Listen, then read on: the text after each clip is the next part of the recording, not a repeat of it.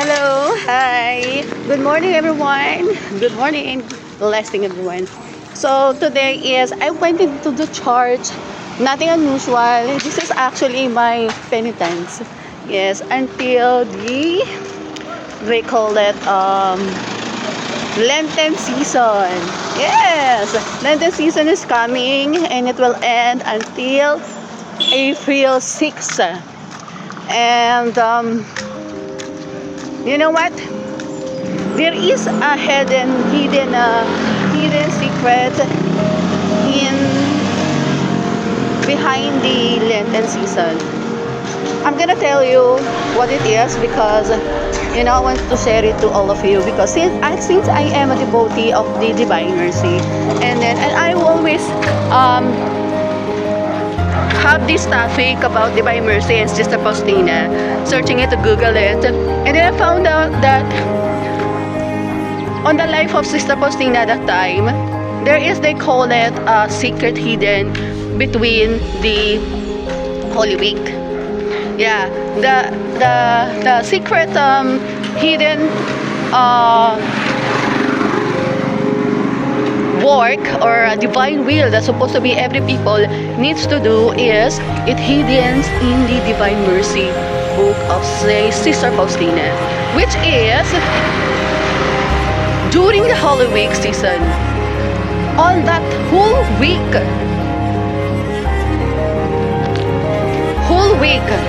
you got a chance to go into confession.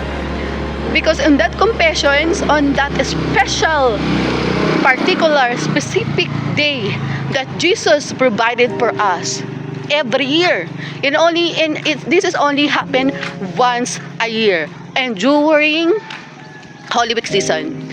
That Holy Week season, you can use that special day, and you can have this special eternal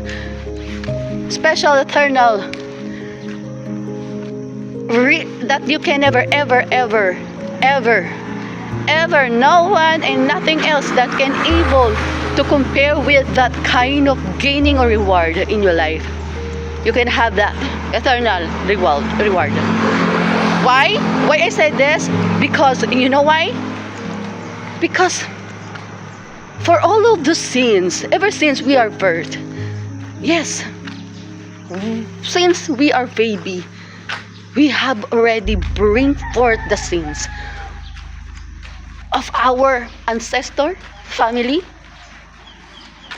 Who knows where those sins came from? Ever since we are baby, can you believe that? And we got this chance, one-time chance, able to remove, cleanse, purify all of our sins, even just a little sins. This is this Jesus Christ told to Sister Faustina that time he wrote that book, the Divine Mercy. And then you know what Jesus said to her? Those who ever ask for the confessions and go to the confessions during Holy Week season, which is April, it starts with April, I think it's 1 or until 6, April 6, April 1 to 6, I think, but I know the end is April 6. So you have 7 days chance to confess and ask for the forgiveness of your sin. Can you believe that? 7 days of chances for a lifetime. For a lifetime forgiveness of all your sin. Jesus Christ will forgive us all our theft and sins, all will gone.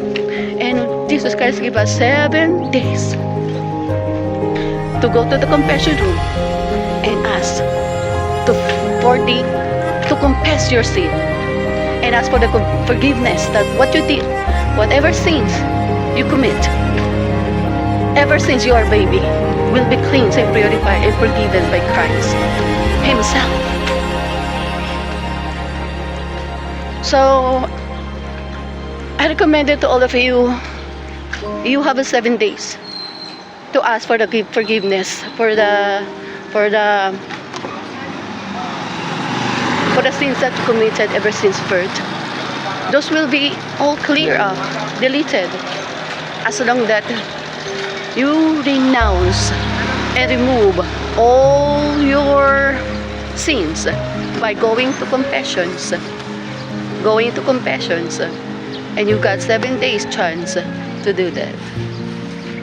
During Halloween, April to 6. April 1 to 6.